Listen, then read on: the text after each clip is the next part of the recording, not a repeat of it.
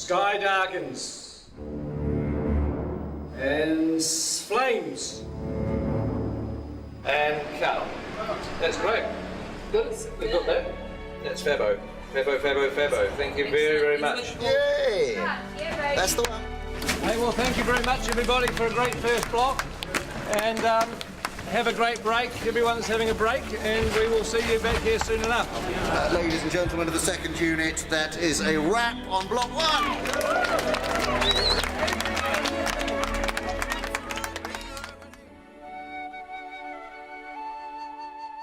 So we're just going to get one more pickup in Bag End. Hello. Yep. Come on. Oh, so hi, Pete. Hey, Andy. Come on in. Just wanted to do one more pickup in here, if that was all right. What's this? Oh, this is the video blog pickup. Yeah. That's right. There you go. End of block 1. But anyway, we just wanted to say hi to everybody because we haven't done one of these video blogs since the beginning of the shoot. God, it feels like a lifetime. Oh. It doesn't, because the first week of shooting we did with Andy as Gollum. Yours precious thing we eat.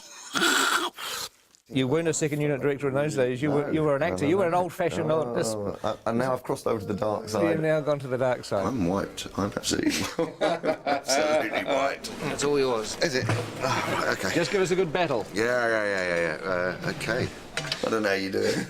It's, You get tired. I always just tell people I get exhausted at the end of the first couple of days and stay exhausted until it finishes. You know, we have 250 days of shooting on these 2 Hobbit movies, and I think it's a much better way to divide that up into 3 blocks and then have some time to edit what you've done, look at it, hand visual effects shots over to the CGI guys. You can really focus on the script revisions. It's a much smarter way to shoot these big films. Yeah, on something of this scale too. I mean, when we got given our T-shirts, which said 54 days down, 200 to go, I have to admit, I don't know how great it was. Please wear these. It wasn't exactly a morale lifting moment, was it? Everywhere you turn on the people's backs was 200 days to go. It's like, oh God, I felt tired before lunch, you know. Good news is that it's over. First day back is Monday the 5th of September. So thank you guys. It's been a pleasure having you with us. What are you guys off to during the break? My wife and I, my lovely wife Aileen, we've got a holiday in the South Island of New Zealand planned. And my lovely, gorgeous wife Nicole and I are just going to work on the house. I'm leaving shortly after talking to you for London, which is a long journey, by plane, and once there I immediately go into production of a play I'm going to do by Eduardo de Filippo. I'm going to America, to Pebble Beach, in a week to play some golf. Work on my tan so that I can really freak the makeup people out when I come back. I'm having a break. I'm having 4 weeks off. Bit of sleeping in. My favourite hobby. First we're going to Australia to see our eldest daughter. I'm going to run a marathon. I'm going to attempt to sort of write and record a bit of a psychedelic sludge rock album. Hitting the fabric shops in central London. I go home to Thailand tomorrow. To Barcelona. To meet Doctor Who fans from Spain. Bali for 11 days. London and Paris to see friends. Manhattan Beach, because it's the closest beach to the airport. I haven't been home for the last 3 years, back in Belgium, so my mum is cracking the whip. And then I'm going to Vegas and spend all my hard-earned cash. Do some more swimming and lots of golf. Probably get a little bit drunk, a little bit on a holiday. Oh, I'm looking forward to going back with mates and getting on the drink, where I'm not going to get a bad reputation because they already know what I'm like. And then I'm going back to Ireland to see my family and see some of my mates in Belfast for a quiet little weekend. I hope nobody phones me for about 3 weeks at least. Hopefully come back totally refreshed and ready to rock in the next lot. What are you doing on break, Andy? Well, I'm going back home to maybe have a little bit of time off to go on holiday with the family, and then really, before you know it, I'll be back. It's weird because you get to this point when you're at the end of a block of shooting and it sort of almost feels like you're going on vacation, but it's not, because on Monday morning I'm in the cutting room editing, and I've got to have meetings with Alan and John and Dan about designing stuff for the second block, and with Richard Taylor about all the things he has to build. So in some respects I'm back into pre-production again, but also I'm in post-production because I'm editing. Plus we're in production because we're shooting these movies. So it's sort of like being in pre-production, production and post-production all at the same time. It kind of gets a bit screwy. But before I get to do any of that, I've got to jump on a plane tomorrow morning and go location scouting down the South Island. So we'll take some good pictures. Yeah, I will. I'll take some good pictures.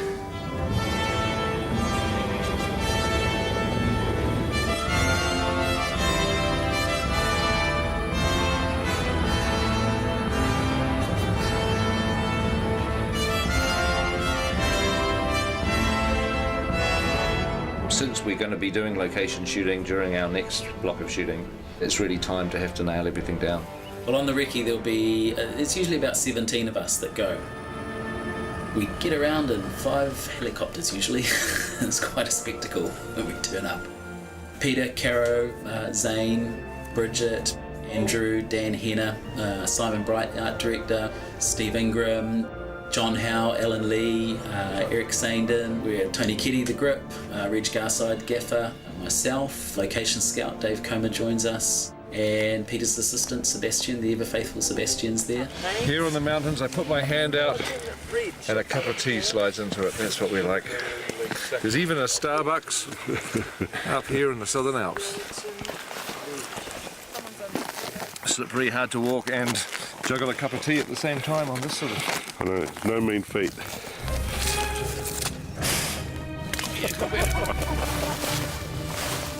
I never come prepared to these things.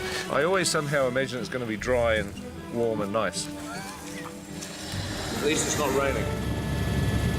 We'll be not just scouting, which is essentially searching for locations, we're now returning to the locations that we liked, and we're going to start to talk about the logistics. The old thing, by the time you've helicoptered everybody in and then you've got to helicopter them out before nightfall, you're not actually here early morning or late afternoon. No, right, yeah, during the middle of the day. It's all broad daytime.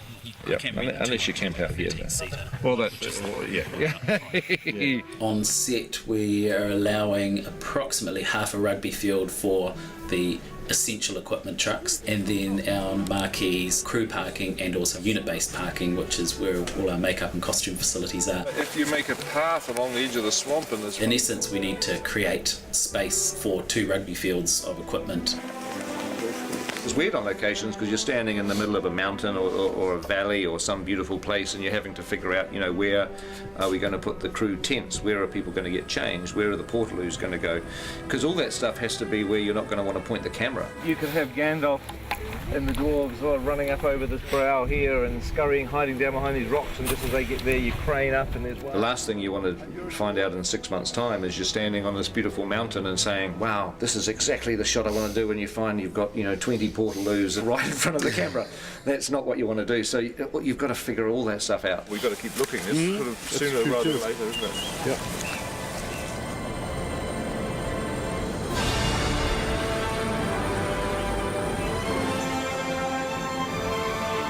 We'll be flying, I don't know, maybe 30 locations, locations probably. We're shooting locations around the Mackenzie country, around wilder landscapes below Mount Cook. And we will also be shooting around Dunedin Way, more beautiful stone, rock, wild country, and that's quite exciting because it's an area of Middle Earth we haven't visited before. That big rock could be part of a house, couldn't it? Yeah. Where we're scouting presently for the edge of Mirkwood and the Anduin grasslands is south of Queenstown. It's pretty incredible. And shooting that? We're still searching and trying to work out how we're going to shoot Lonely Mountain, Misty Mountain paths. Lonely Mountain should be by itself, but you can look over in that direction there. There's still a few rivers that we're scouting for. Yeah, I think we're getting pretty close to photographing every decent river in New Zealand now. It would be quite funny to have 13 barrels all in the middle of this thing. Yeah, with the guy shouting, come on, get on with it. Come on, move ahead, get on, go faster. Is it a floater? It's quite heavy.